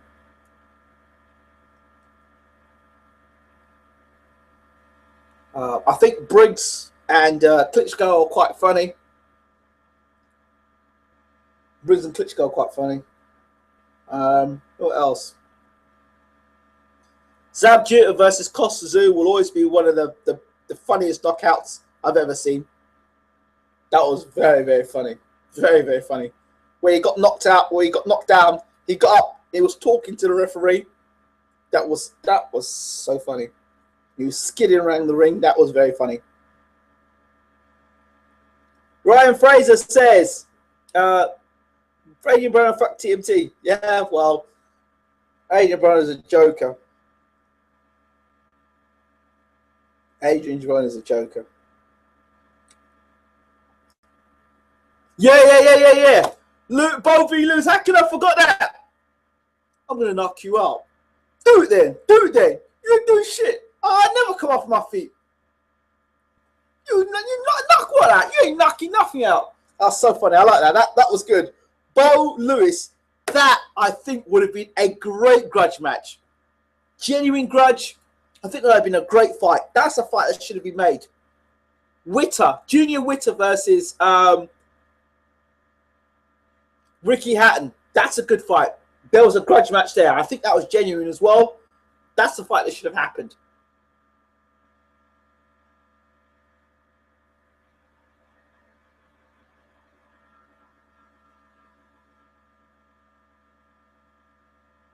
Briggs Klitschko stage, yeah, definitely staged though. Carol Maggie, hello Carol, hope you're well. Hi, where are you from, my friend? Riddick Bowe versus Gonzalez. Did you see the pre-fight press conference for that? Two comes together. Bowe picks up a piece of glass, like his bottle, and he throws it at Gonzalez. That's so funny. And I tell you what, Riddick Bowe, Larry Donald, when Riddick Bowe throws the 1-2 at Larry Donald, that was so funny. It was a beautiful one. Bang, bang, right on Larry Donald's chin. Beautiful 1-2. Larry Donald must have a heck of a chin, because those punches were real clean shots. Bang, bang, 1-2. Probably the best 1-2 I've ever seen Riddick Bowe throw actually. Hopkins versus Tony, says John Smith. I'd love to see that too. Rounds of the fight of fights. Big rounds. There's a couple of fights here that I would suggest for people to go back and watch. That, in my mind, have you seen HBO's Face of Hopkins Pascal 2 jokes? Yep. Well, I need to go back. I have to go and watch that. I actually found Carl Froch versus Andre Ward quite interesting. I found it quite funny, actually. Of course, David Hay versus Klitschko. Goes, my spider sense was tingling. Oh, it's going to be a great fight. It's going to be a great fight. And then he turns and says, I'm getting a boner even thinking about it. Do you remember that? David Haye, Klitschko, he was getting a boner looking at another man, got a boner, preparing for a boxing match, spider sense tingling. Very, very strange face-off, but very funny. That was quite funny. Gatti Ward, round 9, yes. Yes! That trainer, Chris Algieri's trainer, I have to find him. I want to interview that man. That man, I want, whoever he was. You remember what his name was? That was great. Ward dismantled Froch psychologically. He dismantled him inside the ring and outside the ring. Yeah. What about Groves Froch? That was funny. The second fight, where when Froch turned to Eddie Hearn, he goes, Eddie, what's going on? What's happening? Froch looked like he's having a meltdown. That was so funny. That was so funny. Colin Jones versus Hunnigan, wish was made. John Smith says, yeah, that was crazy. Haye versus Klitschko. Yeah, that was funny. That face was very funny. Can somebody remember the name of the trainer who, Chris Algieri's ex-trainer, the trainer that said, who was letting Algieri out of the cage? Yeah, I remember the trainer said,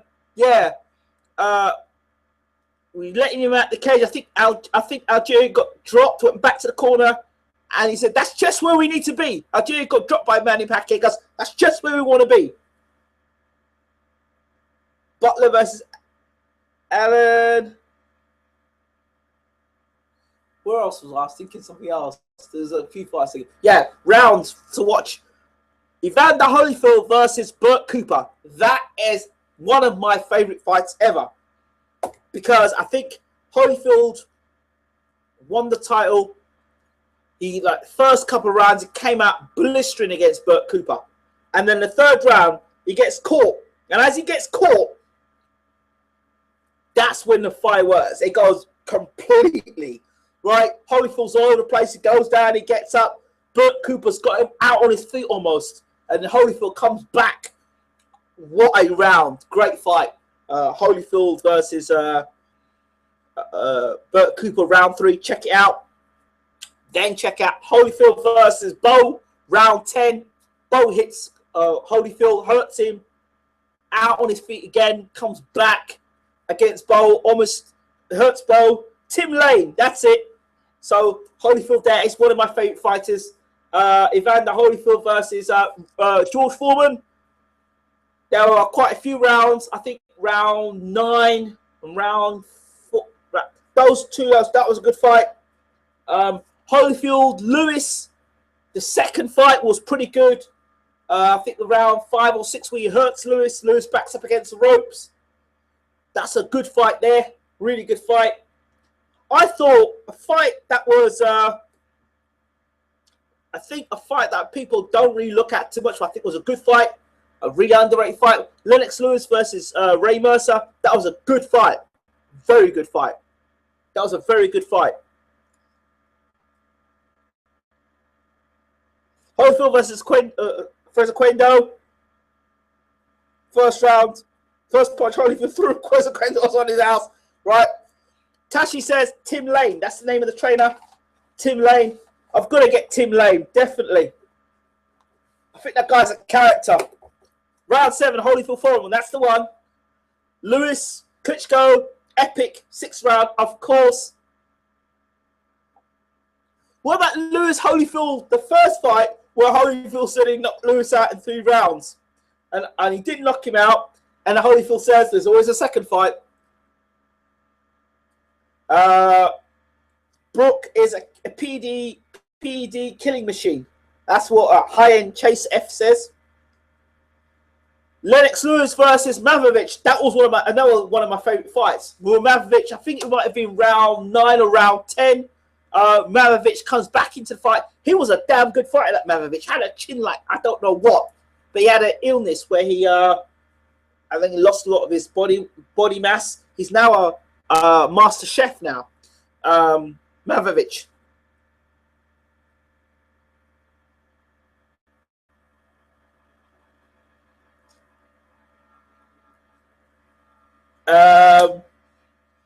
Yeah, Phil Khabib says, after Joshua knocked someone over last year, Barry Allen said he had the power of shavers to channel us. That's the whole quality of Hey, Phil Khabib, you're bringing out some classics tonight, I'm telling you. Shavers versus Holmes, when Shavers dropped Holmes, that was amazing, yeah. Howard Costello commentary was great. Barry Allen needs to lay off the boosters, Gary Owens. John Smith, look at him. John Smith says, yeah, he never fought Lewis. He never fought after Lewis. Yeah, he was a good fighter. I tell you what was good. Bruno versus Tyson. Round 1. Harry Carpenter, the first fight. Get in there, Frank. That was epic. Harry Carpenter, Bruno goes down, Bruno gets up, and he's hurt Tyson. I thought that was absolutely amazing. That was good. I remember that fight. I remember that round so much. Should winners of Leo Santa Cruz versus Frampton fight winners of Vasily versus Walters? No, I think the winner of Frampton Cruz should bloody fight Rigondeaux. End of conversation. That's what I think. Why the hell you know what would be funny? I wish Rigondeaux move up to featherweight. I wish Rigondeaux move up to featherweight and then become the mandatory challenger for Bruno Lewis. Press conference was funny. Yeah, remember when when Lewis called you're not Uncle Tom. Lennox Lewis versus Bruno, he called him an Uncle Tom. That was so funny. Oh, it was so funny. That was so funny. That was so funny. Bob Sheridan version of Bruno Tyson 1 was jokes too. Tyson was wobbled. Tyson staggered. Brandon Rios, we are firemen. We like the heat. That's funny. Yeah. Teddy Atlas talks some right shit and people swallow it up, I tell you. He talks so much crap, it's unbelievable. But people like him, so fair enough. What's the name? Nick Halling. Was it the last fight that Mitchell? Not the fight that not the fight. What's his name? Callum Smith. Not the fight he had against Rocky Fielding. The fight before that. Who's the guy that Callum Smith fought beforehand? Rebrasse. Yeah. That was his step-up fight. And Nick Halling's going, never seen this before. Callum Smith getting hit back. Look at this. Callum Smith is actually getting hit back. This is strange. So, Nick Halling, yes. Bruno had one of the best jabs ever. Underrated in my opinion. Don't ever think he ever got a knockdown. I don't know if he did, but he did knock a lot of guys down. Johnson says, there's a Povetkin fight where Atlas is saying, do you believe in magic? Povetkin is looking at him like, fuck, just give me the water.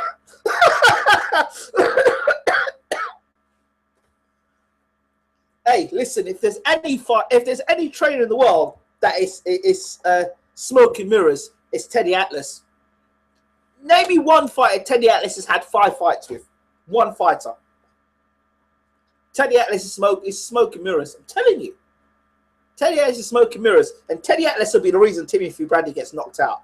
Because he'll be talking that crap and saying, yeah, Bradley can go there, he can knock out Manny Pacquiao. And I'll walk on to one with Manny Pacquiao.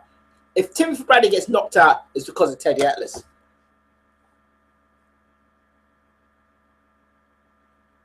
Do you remember Grant V. Lewis? He broke his legs. Yeah, I remember that. Where Lewis hit with the right hand, went boom. Yeah, form was good. Yeah, form. That's funny. Broke his legs. That's funny. I remember that, John Smith. Damn. Oh my gosh, that's funny. So funny. You people are giving me proper laughs. Like, Teddy is shit. Yeah, I do agree. Oh, there's a interview, post-fight interview I saw. A boxer, black guy from America. He got knocked out cold, and I swear he was talking about how he won the fight. He was thanking God for the victory, but he just got knocked out. He's talking like he won the fight and everything. I can't remember who it was, though. I can't remember who it was. Oh! This is reckless boxing. This is reckless boxing. Jim Watt. Jim Watt was saying, arm punches. Is that? It's bang on the chin. There's nothing behind these punches. His legs are gone. He's so bad. Bang on the Jim Watt. Yeah, Jim Watt's a favourite. Jim Watt is one of my favourites. Jim Watt is one of my favourites. Jim Watt, 10 years ago, was amazing. Jim Watt, 10 years later, you just laugh at him. Jim Watt's like, he's past the sell-by date. Fancies the job. Yeah, John Smith. Yeah. But you notice that Jim Watt says the same things now for every fight. It doesn't matter what you're watching on Sky. He says the same things every single fight. Everything. Every time he says the same damn things.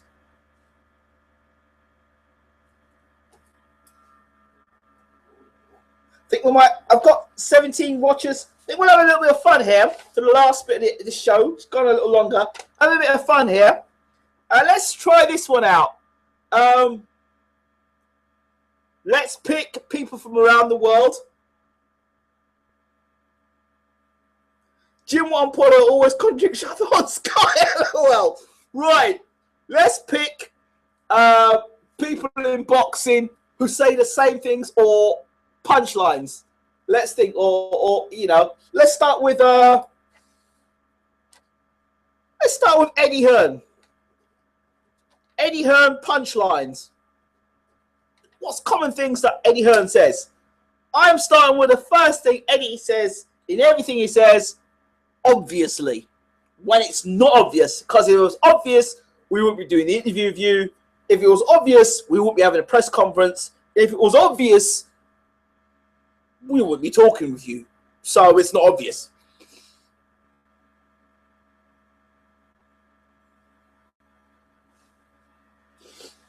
So let's try. So obvious or obviously is Eddie Hearn. It's not obvious, obviously. It's a 50-50 fight. Yeah, it's a 50-50 fight. Yeah, Eddie Hearn, 50-50 fight. 50-50. Yeah, mismatch room. Can't remember about funny things he said when towels were rocked by Brown. Mayweather always says he's a competitor, a hungry lion. Yeah. No. Like I said, it's Mayweather. Like I said before. Like I said, numbers don't lie. So, Duncan, pay-per-view. Yeah, Eddie Hearn is pay-per-view. What else? 50-50, pay-per-view. We bring the money. Well, they don't bring the money. They don't bring the money. They're as tight as anything. What else? Bums on seats. It's a great night of boxing. Go grab pay-per-view for only 20 quid. I'd say Eddie Hearn, bums on seats.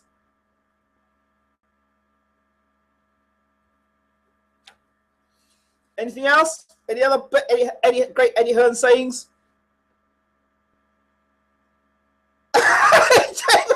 Got it. It's a 50-50.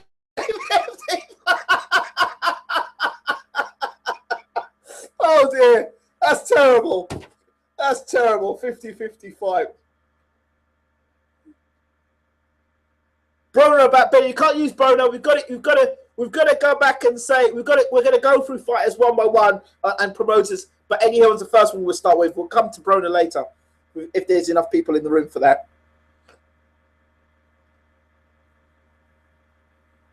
AJ versus Sakashi on the street. 50-50. Any other sayings? Any other sayings from Eddie Hearn? Any other punchlines? Things you hear Eddie Hearn saying all the time? Any other? One of Hearn's prospects beats a bum. It's all a good life. Oh, my rib. Stop it. Free Khabib's on form tonight. Free Khabib's on form tonight. Oh, dear. Oh, you're making me laugh. You're making me laugh. Okay. Battery dieting. Got to go. Great as always. Oh, battery dieting. Hi, Sen. Thank you so much. Talk to you soon. Okay. We talked about Hearn. Let's see what else. Let's do a Kugan Cassius one. Obviously.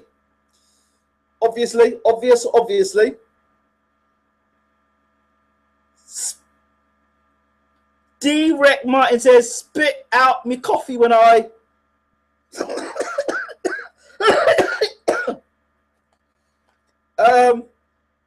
Let me think of somebody else. We've done Jim Watt. He's quite obvious. Anything else? Yeah. You will come again, mate. Yes. That's Eddie Hearn. Yeah. That's true.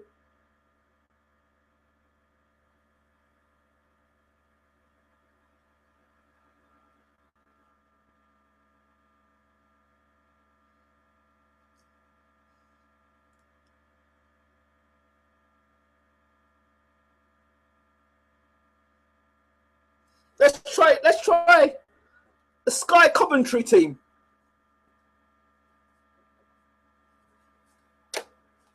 I'm going to use the first one I'm going to say is that was a world-class performance, and they usually say when a guy has not fought anybody in the top 10, but it's a world-class performance.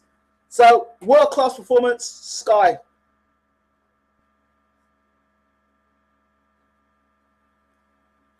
World-class performance. Anybody else?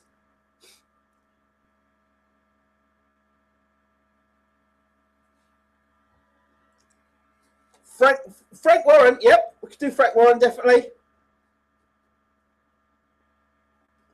What does Frank say? I'll show you the contract. That one. I'll show you the contract.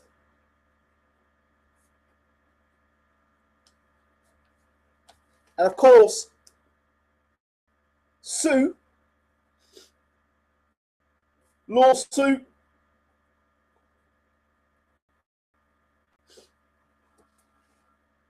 courts,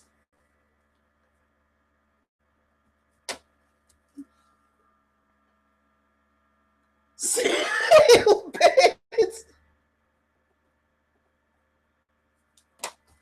fights announced, no contract signed, or fights announced, and then fights falling through.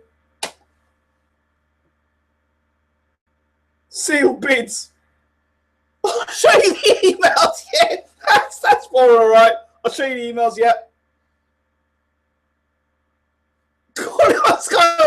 Great catch and shoot. You guys are making me laugh. You guys are making me laugh.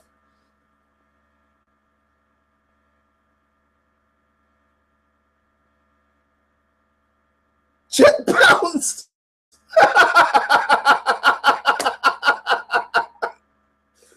Oh dear. Right. 3 more minutes. Visa issues. Yeah. Well, not the first time. Rigondeaux. Was it not Chisora of Wilder?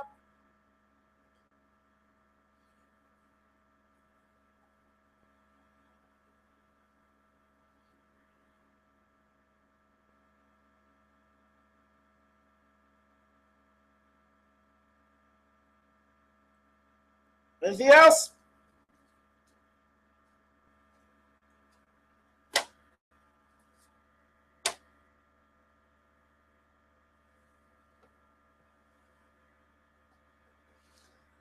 track down Mr. Tim Lane, find out where he is, see if we can get an interview with Tim Lane.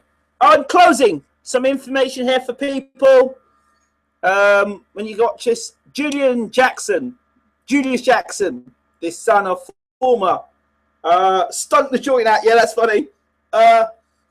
Is now training with Abel Sanchez, who was before a chief sparring partner for Gennady Golovkin, but now he's training, and Abel Sanchez is now his trainer. His dad is training for, so this is good science, and we wish Julian Jackson all the best in his comeback bid. Right, this is it. End of the show. Thank you all for joining in. I appreciate it. Don't forget to rate, subscribe, leave your comments. Thank you to everyone that's been in tonight. It's been a laugh. I've really enjoyed it. And I guess I'll see you all soon. Take care. Keep your gloves up. I'm out of here.